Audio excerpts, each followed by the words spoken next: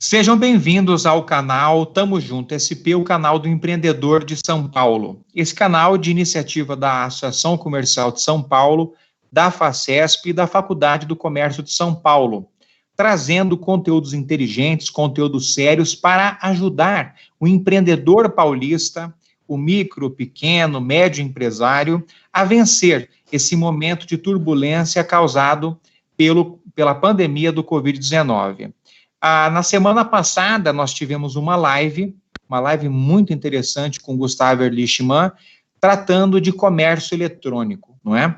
E hoje nós resolvemos revisitar esse assunto do comércio eletrônico, trazendo outras questões que são ligadas ao tema do comércio eletrônico, como marketplace, marketing digital, presença digital, que são, na verdade, fundamentais para o desenvolvimento de um bom negócio hoje em dia. E se confirma, né, essa ideia, essa concepção da presença digital, se confirma com esse momento que nós estamos vivendo, que está todo mundo operando de maneira digital para conseguir manter as suas atividades em operação.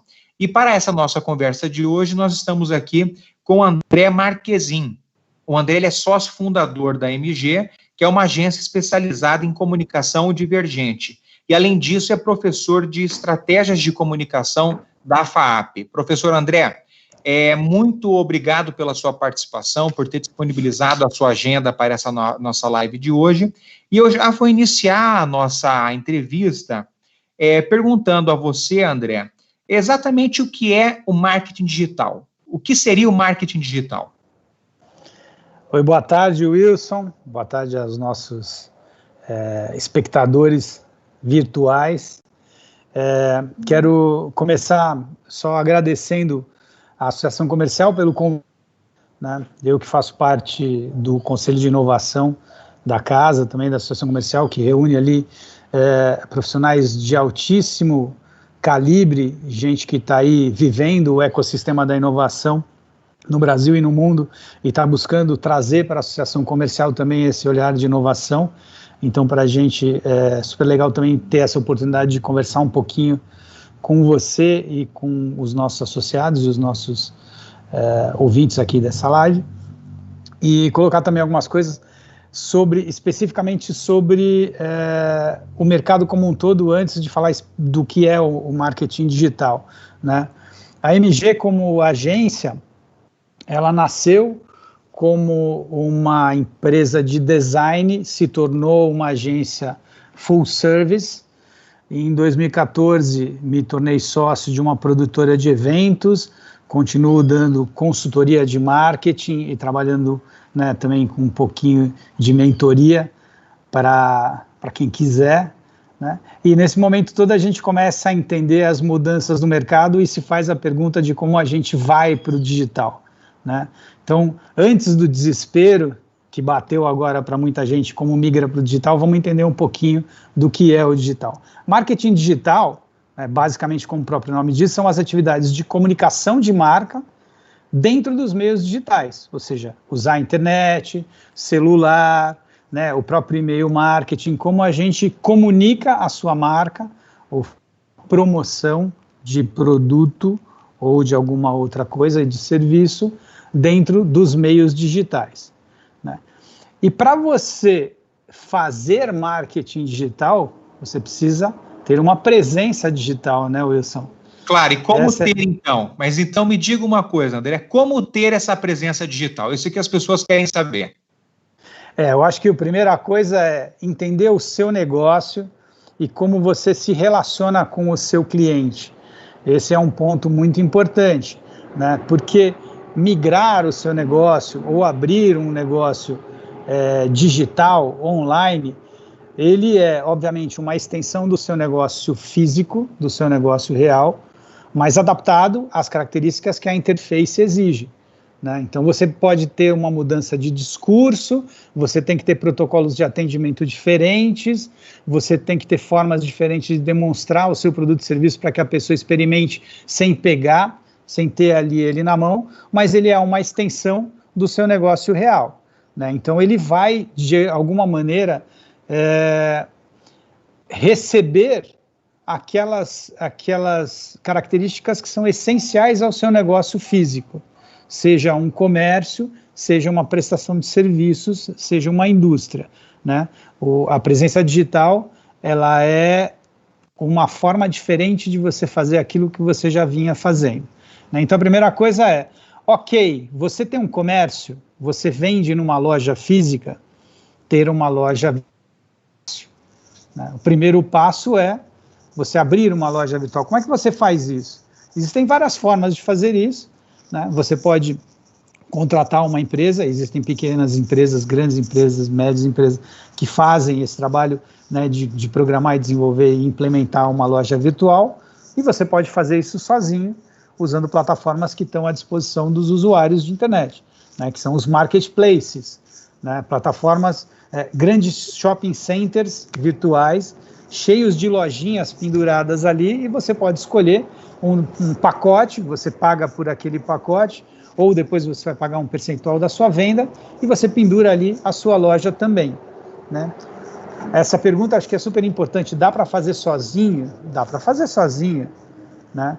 Você tem que ter um mínimo, né, de conhecimento e vivência nas ferramentas de informática, mais do que nas ferramentas de internet, né? Então, se você já sabe mexer um pouquinho, né, em Excel, em Word, mexe alguma coisa assim nas ferramentas de informática, você vai encontrar ferramentas muito semelhantes que te permitem montar a sua lojinha virtual, baratas até as mais caras e mais sofisticadas, de acordo com o tamanho da sua necessidade. Então, o primeiro passo é encontrar exatamente uma loja ou um marketplace que te dê uma loja do tamanho do seu negócio, da sua ambição, da sua necessidade.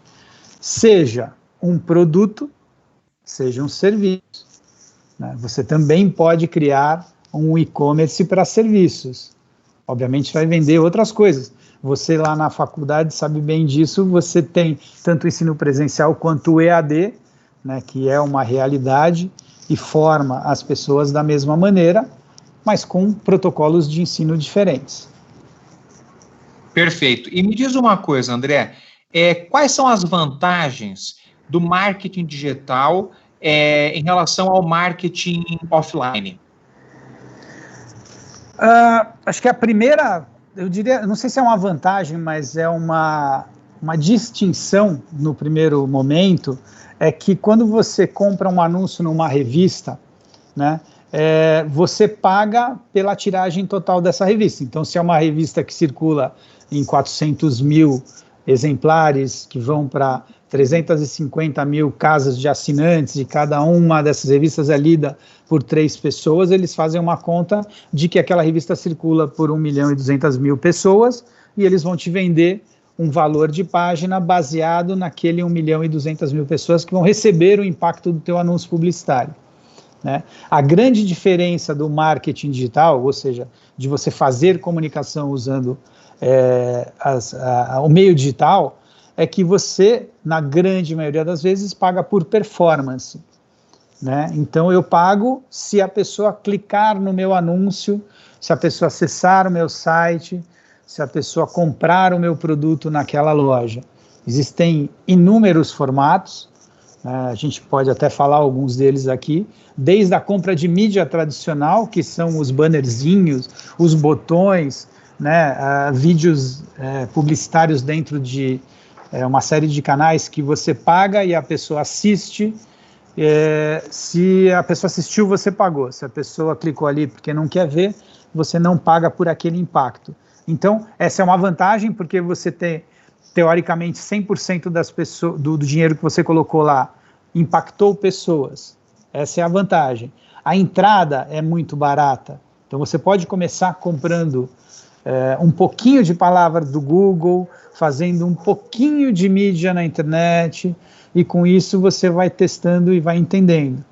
Além disso, eu consigo segmentar muito mais do que numa mídia tradicional. De novo, fazendo analogia com jornal, revista, televisão, que eu impacto um monte de gente, aqueles milhões de pessoas, tem gente que tem o perfil para ser meu cliente, é meu público-alvo, e tem gente que, obviamente, está fora do meu público-alvo e que acaba recebendo essa mensagem e eu paguei para impactar todo mundo. Nos meios digitais, eu consigo definir que eu quero falar, por exemplo, com mulheres de 30 a 40 anos que fazem academia, que são solteiras e têm cães, porque eu quero vender ração fit para cachorro. Então, eu consigo determinar isso e que morem na Grande São Paulo. Consigo criar esses filtros com muito mais facilidade do que nas mídias offline. Acho que essa é a grande vantagem.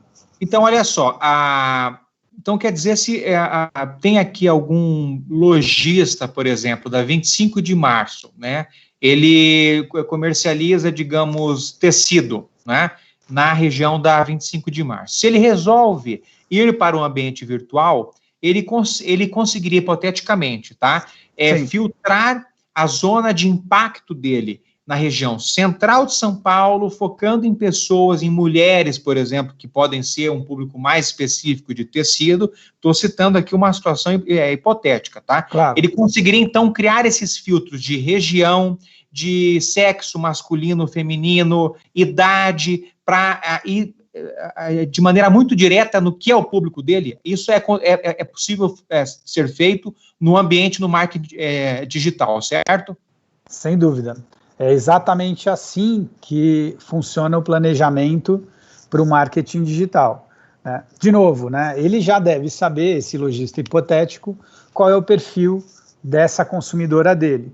Ele deve saber, nem que seja intuitivamente, qual é a classe social, quais as regiões que ele mais atende, o que elas fazem com esse tecido, se elas costuram para si ou se elas têm pequenas oficinas e costuram para terceiros.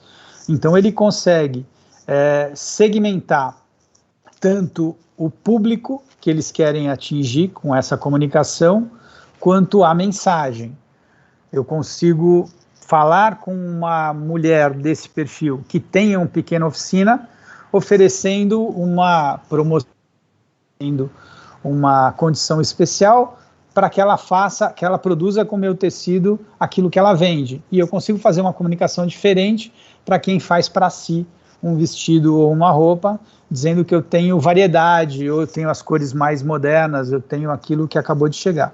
Um grande segredo quando se fala em marketing digital, e que na verdade ele não diria nem que é um segredo, todo mundo sabe disso, mas o segredo do sucesso para esse negócio, quando você tem uma presença digital, uma presença online, você está pilotando um avião diariamente aprendendo a pilotar, né? Então, é um liga e desliga de botões, é um teste e retorno, testa, retorno. Então, eu botei R$10, deu certo, eu coloco 20. Eu botei R$10, deu errado, amanhã eu coloco R$10 em outra coisa para ver se dá certo. Né? Não existe uma fórmula, né? Então, qualquer um que disser para os nossos associados, os nossos lojistas, ou quem está querendo hoje entrar na internet, qualquer um que disser para ele que conhece a fórmula do sucesso e que é muito fácil, me dê R$500 que eu te faço vender muito, está mentindo. Então me dê R$10 hoje, amanhã você pode me dar 10 ou 20, de repente depois de amanhã, se vendeu muito, a gente vai usar 100, até chegar no volume que você está projetando para o seu negócio na internet. Você pode se surpreender, você pode ter algumas frustrações, mas você está aprendendo a pilotar o avião em pleno voo. Perfeito. André, você mencionou há pouco a questão da presença digital, né? Existem alguns pequenos varejistas, pequenos prestadores de serviço, pequenos comerciantes, que eles têm alguma presença digital. Isso significa o quê? Ele tem um site, ele tem um Instagram, você entendeu? Mas ele não consegue impulsionar, ele não consegue projetar esses canais, né? E aí se fala muito em Google Ads, Google Analytics. O que seriam essas ferramentas que propiciam que essa pessoa que tem uma presença digital muito diminuta, de impulsionar essa presença digital dela? Bom, vamos lá. O Google é a mais importante ferramenta de busca na internet. Existem outras, mas quando a gente fala de Google, pode-se entender que todas as ferramentas de busca estão dentro da mesma plataforma. Como é que funciona uma ferramenta de busca? Por relevância. Se eu colocar, por exemplo, tecido, a ferramenta de busca vai colocar em ordem de relevância, ela vai encontrar os sites que o conteúdo deles está estruturado de uma forma que permita que se encontre mais rapidamente o assunto, ou que ele vem sendo mais procurado e navegado. Né? Então, quanto mais relevante você é na internet, mais para cima você acaba ficando nas pesquisas do Google. Né? Essa é a busca orgânica. Você não precisa pagar, você tem que só ser competente na construção do seu site, usar ferramentas de otimização, né, de busca que existem, são chamadas de SEO, Search Engine Optimization, né, que são ferramentinhas que você usa na programação do seu site que permite que ele suba na busca orgânica do Google, né, e você, obviamente, pode investir para subir ali na sua escadinha de relevância, né? Então, quando você compra palavras-chave, né, então eu vou colocar ali tecido, costura, aviamentos, eu vou escolher algumas palavras-chave e vou comprar o direito de subir na busca do Google através do Google AdWords, né, que agora chama Google Ads, que é basicamente um leilão em que você estabelece quanto você quer pagar por clique naquelas palavras.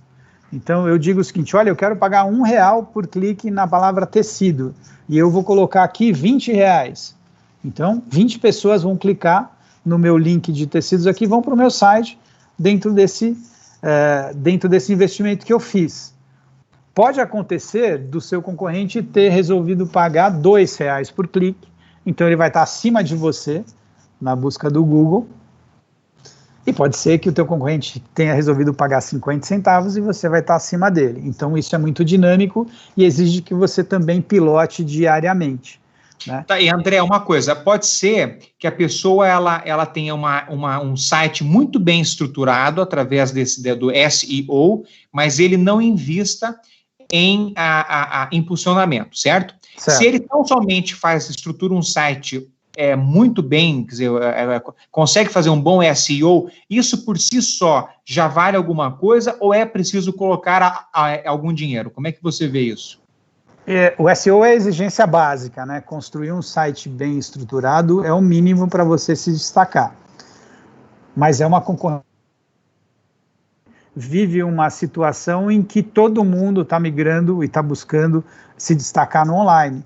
Então, é necessário um investimento.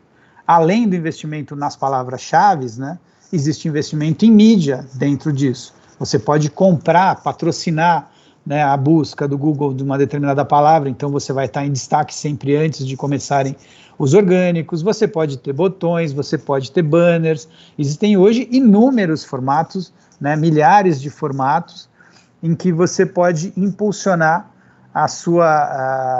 o fluxo do seu site.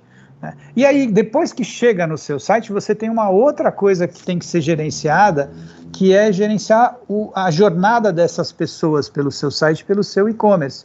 Né? Porque não adianta nada você levar gente para a sua página, as pessoas navegarem e não comprarem. Elas pararam em algum momento. Por que elas pararam? Quais foram as páginas que elas visitaram? E é isso que o Analytics faz. Ele te dá um painel que avalia todo o fluxo, né, das pessoas no seu site, quais as páginas mais visitadas, onde eles entraram, quanto tempo eles ficaram em cada uma e também que momento eles saíram. Se eles chegaram no carrinho na metade. As ferramentas de e-commerce também te dão algumas informações, né? Então, na medida em que você for evoluindo no conhecimento, né, das ferramentas de gestão do teu site, você vai entendendo o que você precisa fazer. Às vezes não é só impulsionar para que as pessoas cheguem ao seu site, mas é mudar o seu site para garantir que eles não saiam e que comprem aquilo que você tem. Perfeito. Então, André, o Google Analytics, ele te dá essa possibilidade de você entender qual é a experiência do virtual, a experiência do seu cliente no seu site, entender se ele está ficando pouco tempo, muito tempo, qual é o local do site em que ele mais clica, se ele consegue chegar até a etapa final da compra, isso tudo o Google Analytics ele te possibilita, certo? Certo. E você determina os indicadores que você quer ver. Ele, né, você pode fazer disso um painel com mais informações, ou você pode trabalhar com um painel básico. Tá.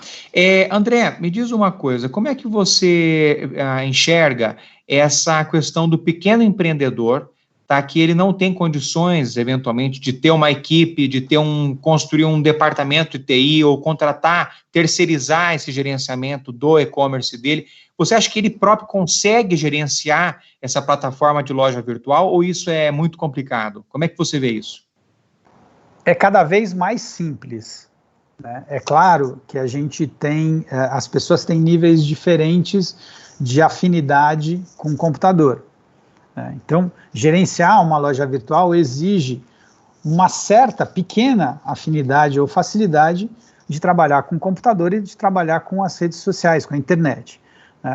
Ele pode começar de uma forma muito básica, abrindo anúncio no Mercado Livre dos produtos ou de qualquer outro site que permita que você coloque anúncios para venda de produtos, independente de ter um comércio eletrônico estruturado.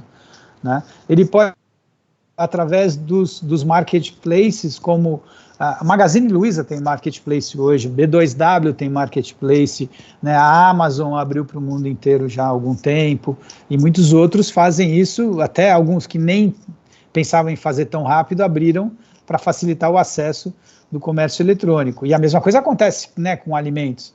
A gente tem as plataformas de delivery já prontas, eu simplesmente faço um cadastro e abro a minha loja ali dentro. Então é simples. Mesmo um pequeno empreendedor, ele consegue fazer de uma forma muito simples. Quanto mais ele trabalhar dentro do virtual, mais ele vai conhecer e ele vai percebendo as necessidades que ele vai ter. Perfeito. Se eu impulsiono ou não impulsiono, são formas de evoluir dentro do negócio. Começar é muito simples. Mas mesmo para aqueles que realmente querem e não têm nenhuma afinidade com a internet e com os computadores, existem hoje muitos pequenos prestadores de serviço que fazem esse trabalho. Dentro da mesma linha, a gente tem pequenos comerciantes, mas também tem pequenos prestadores de serviço e que de alguma maneira precisam, nesse momento, promover os seus negócios, e são prestadores de serviço com certificados, treinados pelas ferramentas do Google, que conseguem montar uma loja virtual para esses clientes e conseguem gerenciar com custos muito adequados isso daí, e que vale a pena a gente também trocar com esses prestadores de serviço. Perfeito. André, nós temos ainda alguns poucos minutos e você citou há pouco agora, empreendedores estão sendo agora nem por opção, estão sendo obrigados para esse ambiente virtual, para conseguir manter a sua operação de vendas, etc. E estão descobrindo um mundo novo. E talvez até um mundo novo com oportunidades até melhores do que as oportunidades que eles enxergavam antes. Como é que você vê o futuro, André, o futuro do comércio eletrônico, o futuro do varejo e do setor de serviços nesse período pós-Covid-19? Essa é uma pergunta fantástica, eu já li algumas vezes e eu tenho para mim que se você quer saber como vai ser o futuro, não leia livros de autoajuda ou livros de economia, mas assista filmes de ficção científica e leia livros de ficção científica. O futuro está lá. Então eu lembro de Minority Report, quando o cara troca o olho com um outro que ele matou ali, ele coloca o olho do cara, faz uma cirurgia e ele entra numa loja da Gap, a Gap identifica ele imediatamente e oferece uma roupa para ele, pensando que ele era o outro cara. E a gente sabe que hoje, por biometria, muitas lojas já conseguem te identificar e fazem ofertas específicas para você. Nesse momento, a gente começa a olhar para o mundo virtual de uma outra maneira. Eu venho, hoje atuo bastante em produção de eventos, no segmento de eventos, e é um dos segmentos que mais sofreu, junto com o segmento de turismo. Eu acredito muito naquilo que o Karnal falou, de que terminando essa pandemia a gente vai viver um momento de felicidade extrema, e acredito e sei que o ser humano por si só é gregário e vai exigir proximidade, buscar essa proximidade. Então eu não sou daquelas pessoas que acreditam e profetizam o fim do varejo tradicional e o fim das relações humanas próximas, mas sem dúvida nenhuma a gente vai ser mais eficiente, principalmente assim, a gente vai ser mais eficiente nas reuniões, a gente aprendeu e vai continuar usando as ferramentas, né, de reuniões e de conferências virtuais. A gente provavelmente vai ter eventos exclusivamente virtuais e que vão ficar para sempre. Eu estou participando de um agora que fala sobre realidade aumentada e realidade virtual, e eu tenho o meu avatar, que eu modelei do meu jeito, e estou andando e conversando com as pessoas ali, como se fosse um videogame. É basicamente um videogame, né? Dentro dos videogames, o Fortnite, por exemplo, é um videogame que já virou uma rede social, e ele profetiza um pouco do que vai acontecer com o mundo futuro, né, em que você talvez faça absolutamente tudo, estude, trabalhe, através de um avatar num ambiente virtual, e você não sai da sua casa. Mas isso é um futuro, acredito que ainda um pouco distante.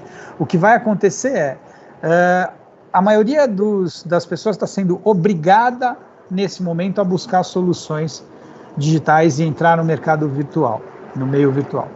Eles vão aprender a trabalhar, eles vão entender como funciona, vão ficar cada vez mais próximos dessas ferramentas, e quando tudo voltar ao novo normal, eles vão manter essas ferramentas, as lojas funcionando, né? As lojas virtuais, se engana quem acha que elas não precisam de funcionários. Quanto maiores, mais funcionários têm. A gente tem gente para estoque, para logística, para expedição, para contas, recebimento, gestão, né? Talvez sejam pessoas com conhecimentos diferentes, talvez sejam pessoas com capacidades diferentes, elas talvez também precisem se formar e construir habilidades diferentes, mas sim, a gente vai ter um novo mercado sem que o varejo tradicional seja extinto nesse momento. Não acredito nisso. Mas as atividades tradicionais, as atividades presenciais, elas também vão ter que passar por uma pequena mudança, né, nesse momento de transição, de protocolos, né, de segurança, protocolos de saúde, de higiene. A gente vai ter que aprender a trabalhar com os nossos clientes com um pouco de distanciamento. Muitas reuniões vão ser em salas com álcool gel e com máscaras para todo mundo. Os balcões do varejo, sem dúvida nenhuma, vão ter que estar preparados para receber os seus clientes também com máscaras, com equipamento de proteção individual e com álcool para as consumidoras e consumidores, né? E no virtual a gente, de uma maneira... a gente não vai precisar disso, né? Você não tem essa segurança, então de repente você pode ser você mesmo, as pessoas vão poder ver o seu sorriso no virtual, enquanto numa reunião presencial você vai estar de máscara. Perfeito. Olha, André, nosso tempo infelizmente se esgotou. Se nós tivéssemos mais tempo, com certeza nós ficaríamos falando aqui por horas a fio e sem nenhum tipo de tédio. Parabéns pelo brilhantismo das suas ideias. Muito obrigado pela sua aula. Não foi uma live, não foi uma entrevista, foi uma aula. E eu quero, inclusive, aproveitar esse momento para ressaltar eu sempre digo isso e vou dizer hoje novamente, a importância do associativismo. A Ação Comercial de São Paulo, a FACESP, a própria Faculdade do Comércio oferecendo qualificação empreendedora, agora com seu curso, inclusive, de comércio eletrônico. A importância do associativismo na vida das pessoas, na vida do nosso público, que é o comércio, que é o varejo. Nesses momentos, parece que fica ainda mais importante você ter uma entidade para observar o que ela está aconselhando, o que ela está realmente orientando, para que nós possamos trilhar a nossa jornada empreendedora da maneira mais inteligente possível. Então, muito obrigado, professor André. E ao nosso público, peço que curtam a nossa página da Associação Comercial de São Paulo no YouTube, recomendem os nossos vídeos, comentem, curtam, é importante para você estar sempre fidelizado conosco. E em breve, nós vamos divulgar a data da nossa próxima live, tratando, mais uma vez, de assuntos inteligentes para o enfrentamento desse período de turbulência em função do Covid-19. Professor André, muito obrigado e espero tê-lo conosco em uma nova oportunidade. Um grande abraço. À disposição. Muito obrigado. Ótimo. Tamo junto, SP, o canal do empreendedor de São Paulo.